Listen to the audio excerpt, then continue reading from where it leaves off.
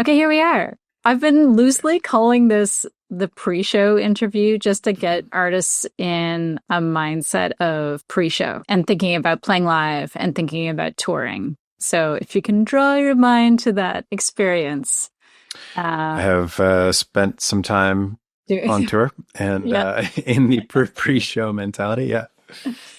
So, okay, but the first question is just a scene setter. So think back to the time when you decided that you wanted to make a go of being an artist and call yourself an artist and really go for it. Like, tell me about the why at that moment. I mean, I think when I was young, I really had this like guttural aversion to the meat grinder of like the job market. As a teenager, as I thought about what life would look like as an adult, I just had this image in my head of like, because cubicles were really big in the 90s. That was like the whole...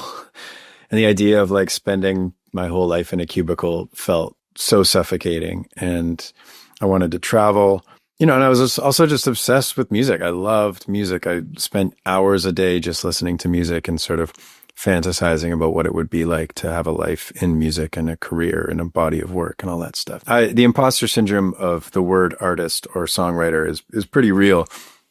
I think I'd probably written 20 or 30 songs before I would dare call myself a songwriter. Same goes as the word artist. I thought that artist was such a like hoity-toity kind of elitist bougie type of word that I used to not even use that word or like that word at all. In recent years, I've kind of come to it as sort of just a catch-all for anybody who attempts to, make a living from some form of creativity.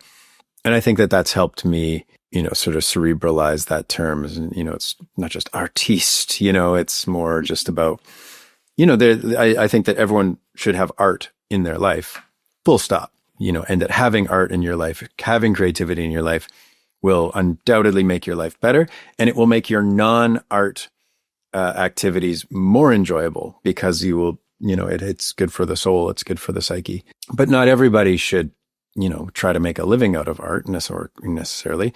And so I think for me, it was just sort of like making the leap and the distinction between just having art in my life and actually saying, no, I'm going to make a living from this. And I'm going to do my best to keep the art itself kind of sacred and separate, but that also, I need to engage certain skills to try and activate the business side of this. And if I'm going to try and make a living from art, then I have to treat it to some extent, not the art itself, but everything around it as a business. It took me years to come to terms with the realization that any artist is at the heart of it kind of an entrepreneur, and that entrepreneurial spirit was alive in me, and that I was a pretty ambitious guy, and I was really hungry, and I was pretty audacious, kind of fearless in some ways, to take the train all over Europe, play in coffee shops, and just essentially take any opportunity that came my way and try and make the most of it. So those, particularly in the early days, I said no to nothing. Like I said, I only said yes for years and years and years and years. And the luxury of saying no, I remember at one point, like my manager, even having a manager was a miracle, or whatever. And my manager saying, you can say no to things. I was like, oh, really? I've never done that. Let's give that a whirl. That's a privilege. It's a privilege as an artist to be able to, have enough opportunity on your plate that you can say no. Yeah, absolutely. I love that. Into more of the live world. What is one thing when you're planning a tour that you love to do and one thing that you always delegate? I think I'm kind of culprit to not delegating enough. I'm maybe slightly micromanagery, and I don't love being that. But at the same time, I think you have to advocate for yourself in all senses. I think before you can know if your agent is doing a good job, you have to be your own agent. And before you can truly know if your manager or your publicist or your label or anyone is doing a good job, you have to have done that job yourself. And then you can reflect on it and say, are they doing a better job than I am? Are they rationalizing their existence in my ecosphere here?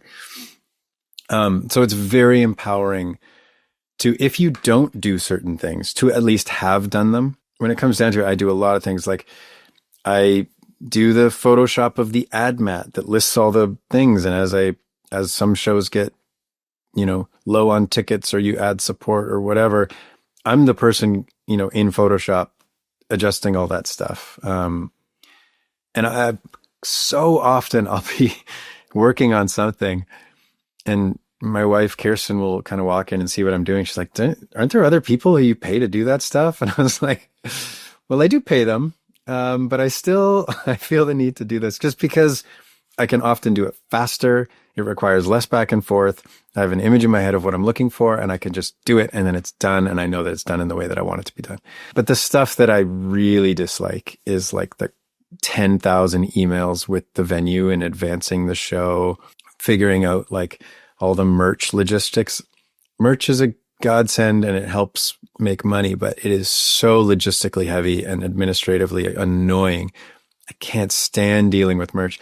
Every time I go and I do a trip, if I'm bringing merch from my basement, I have to like pack another suitcase full of merch and try and make sure nothing gets broken. And it's so heavy and annoying and, it encumbering. But it's a crucial part of it. So you just have to go with it.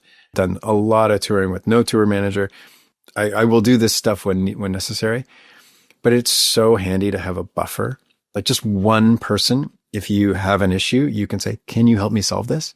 Is such a gift. It's such a privilege just to be like, whatever it is, like, oh, so-and-so was meant to be on the guest list, but nobody did that. Can you talk to the venue and make sure that happens? Those little things constantly coming up.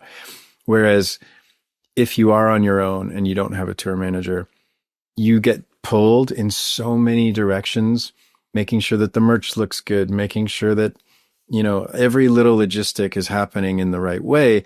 And it takes you out of your artist brain. So essentially, if I'm talking about the art as being a sacred thing and then the business being a different thing, if you are getting pulled in all the directions toward making sure the business stuff is running well, that means that you're just pulling focus from the thing, which should be the most important thing, which is you getting in the zone psychologically and emotionally to have the best possible show. And if your head is in business mode, it's really hard to switch gears, like on the first moment of the show and be like, oh, okay, now I'm an artist. So there's like a transitional period there that's really important. I'm so thankful to be in a situation where I can have a tour manager, that the shows are large enough that I can warrant paying somebody to do that. That's a gift. But often when I tour in Europe or in the States or elsewhere where I'm less well known, I do it alone. And it's exhausting to do everything. And you see it on social media. Artists are constantly saying like, I'm not just an artist. I'm like a content creator. I'm a marketing specialist. I'm a web editor. I'm like a data analyst. I'm like, and you have to kind of be all of these things. And unfortunately, that's kind of the job. Like in today's music world, if you were to apply with a resume for the job of like professional musician, 50 to 70% of your job description would be content creation for the internet, like feeding the beast and just trying to remind the world ever so politely and benevolently every day that you still exist. That's kind of what it comes down to. I saw a really amazing tweet a little while ago. Not a tweet, it was on Blue Sky. Somebody said, the joke's on us artists. We still think that music is the product. And that was like, it broke my heart, but it was also so affirming because it's true. It's like, the product is you. The product is, how do you make people feel when they see your face pop up on Instagram? It's sad because wouldn't it be amazing if it was enough to just make a great record? Wouldn't that be enough? And I think that there's this lamenting of like, oh, back in the day that was enough, but it's not true. It never was enough. Like marketing was always a part of it. The marketing has changed. It used to be that you propped up bands and made them look like gods, Led Zeppelin, gods, these rock gods. And that was the marketing that brought people under the tent. Now it's not the same. Now it's, you have access to you can see what Justin Bieber had for breakfast. So, it's like the facade of the rock god is a little bit different. And now it's all about access. It's all about like showing people how cool and nuanced your everyday is. I try with social media to be, I have an ethos about going on stage where it's like, I want to be the same person on the stage as I am an hour before I go on stage. It's like, I want to be the same person on or off stage. And that to me, that settles me, that gets me in my skin, that gets me comfortable, and that gets me able to put on a really good show. Some people, that's not the case. Some people, they thrive behind the mystery and the veil. They want to kind of step into a character on stage. And that's totally fine. I have nothing against that. It just doesn't work for me. And so I try and do the same thing with social media to some extent. I kind of want to be, and social media is an inherently dishonest medium, but I try to be as honest a representation of myself on social media as I can muster within the confines of that medium. That helps me come to terms with the fact that I'm spending sometimes 3-4 hours a day editing videos and making social media and liking comments and responding people and going through my DMs and making sure I'm not missing anything important, whatever. It's a job. It's labor. It really is labor. And so you have to be willing to do that labor, because at this point, it's really hard to have a career in music without doing that labor. Some people are better at it than others. Some people have more affinity for it than others. And I really just believe that the people who succeed in art are the ones who just never stop working, hustling, and trying to get better at the art itself. Like, I'm 42. I just put out a record that I sincerely believe is the best songwriting I have ever made in my life. And it's not by mistake that I think I'm getting better at this. It's because I think about it all the time, and I am constantly reinvesting in my will to try and get better as a writer. You kind of answered this next question a little bit in just what you said, but what's sort of going through your mind on show day, in terms of like, because you talked a little bit about like trying to be the same person off stage as on stage, but like what is actually going through your mind in terms of like your subconscious or your inner thoughts? I have a few practices that really help me get in the zone for shows. And I think that part of this is like getting me out of the business brain and into the artist brain a little bit. One is breath work. I find that really centering. I do like Wim Hof breathing about an hour before the show starts, and that sort of like paralyzes me on the floor for a moment and makes me feel very relaxed and settled. The other thing is I have this idea of like, what if I woke up and I'm in the green room and I'm about to go on stage and I don't know who I am. I don't know my name. I don't have any recollection of how hard I've worked to be in this situation. I have no, sort of vested interest or expectations about my future as an artist or what my career looks like. But I know the songs magically. I know the songs. And so I get ushered on stage and I start playing music and I'm like, oh, I know these songs. Now, whether there's 5 people there or 5,000 people there, you're in your mind, you'd be going, oh my gosh, this is amazing. Like, there's 5 people here. They know this song too. Cool. And so trying to get to that sort of amnesia state where you can truly look at every moment with this sort of bewilderment or joy or gratitude, rather than so-and-so said they were coming. Are they there? Can I see them? The band that we're opening up for, are they side stage? Do they think I'm cool? Did we sell enough tickets tonight? Am I going to lose money on the day? Like, getting you out of that sort of like fear-based scarcity mentality of like, is this working and will it last? And do people like me? And just getting purely into the state of like, whoa, music's awesome. This is fun. Cool. Like, look at these people here. They paid to be here. That's insane. These people like got a babysitter for the weekend and shipped their kids off to their grandparents and drove 4 hours to come watch this show. And they're staying in a hotel. Like, that's insane. Just getting into that headspace where it's just investing in joy and investing in how unbelievably cool it is that I get to do this. That is where I'm happier.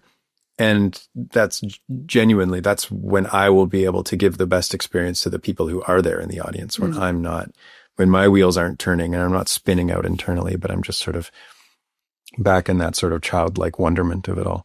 Yeah, you're basically like sitting in this crucible of gratitude as soon as you step on stage, which is felt by the audience. I hope so. Yeah. And I mean, like, I think that and I have experienced this too. I think that it's very possible to step out in front of like 10,000 people in an arena or something like that. I mean, I don't play shows that big, But it's entirely possible to look out at 10,000 people and be miserable. And that comes from dissonance. That comes from, I don't like this music. Seems like they like it. Idiots. You know, I don't feel good in my skin. Somehow I've convinced them to be here and kind of like worship me in this weird way. Like, I'm a fraud. I must be a fraud, because how else would I have convinced all these people to be here and I don't even like myself? You know, that kind of dissonance is how you end up, you know, doing heroin in the janitor closet at Madison Square Garden. You know, it's like, it's no amount of success or adulation will fill the void in you. If you have like a wound inside of you, you have to heal the wound separate from the success, separate from the adulation. That adulation might be a Band-Aid. It might sort of be like a momentary feel good thing.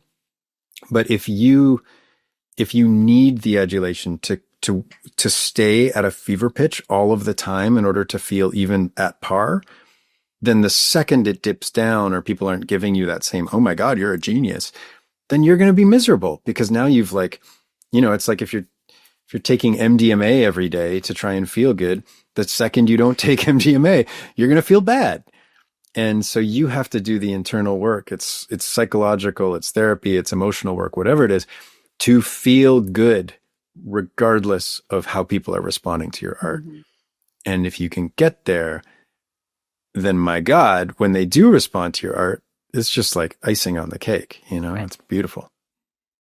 So I know you have a bunch of practices, and this is kind of a practical question, but how do you stay healthy when you're on tour, mentally and physically? I mean, I'm generally focused on health, you know, these days. I didn't used to be, but when I'm on tour, it's in hyperdrive for sure. I don't drink alcohol. I don't drink coffee. I don't drink black tea. That's all for my voice, because all of those things help, you know, kind of affect me with like, they affect my voice in terms of, they give me silent reflux. And these are all things I love, you know, like I love to have a drink. I love coffee. And so I just go cold turkey on tour. And I think that, well, that's not why I'm here. I'm here to put on great shows and to be in my best space. So I'm going to, for a period of time, take that from me. And I fill that gap by like having an absurd amount of ginger tea throughout every day. It's sort of like my go-to hot drink. I tend to not eat a lot of like heavy deep fried food, greasy stuff on tour. I tend to eat very little bread and sort of like heavy carbs. I try and stick to just like vegetables and protein on tour as much as I can. It's really hard, but I try not to eat after the show. So I'll try and have an early dinner at like 5 or 6, give myself a couple hours before showtime to digest. And if I can make it because after the show, you get so snacky, or you just want to celebrate, you're in a good mood. If I can make it till the morning, I will feel better in the morning if I don't eat right before going to bed. So there's a bunch of like health things there. It's really hard to exercise on the regular. If you have the privilege of being on a bus, that helps, because you can generally just wake up and you're already in the next city. If you're driving in between shows, it's so hard to exercise, because you're just waking up, you're getting in a van and you're driving 4 to 7 hours or whatever to the next place. And then you just sound check and everything. So, you know, if at all possible, hitting the exercise bike at the hotel, that's great. That really helps. I just, it's not just about restraint. It's about like leaning forward into a really healthy side of me that I can be, and saving that for when I'm on tour a little bit, so that when I get home, I can relax and not worry about it as much. But the truth is that I've spent many, many years partying like crazy on tour and getting drunk almost every night. And there's no question, it is way more fun and way more mentally, you know, calming to be sober on tour. And it's like in what other job could you possibly do where every day people are giving you free booze? Like that doesn't happen in plumbing or dentistry or accounting, you know, but for some reason when you're a musician, they're sort of like, oh, you're a musician, here's beer, you know? So to say no to that is hard. You have to be like, no, that's not what I'm about. You know, That's not what we're doing here. There's booze around. The band tends to have drinks, but we're all middle-aged dads who have done the partying when we were young, and nobody really gets drunk anymore, which is kind of nice. Like the amount of chaos in our world is very, very low on tour. Everyone's pretty chill. Has like a drink or two, takes it easy, tries to get a good night's sleep. All these things that are very unquote unquote rock starry are things that will lead to long-term perseverance.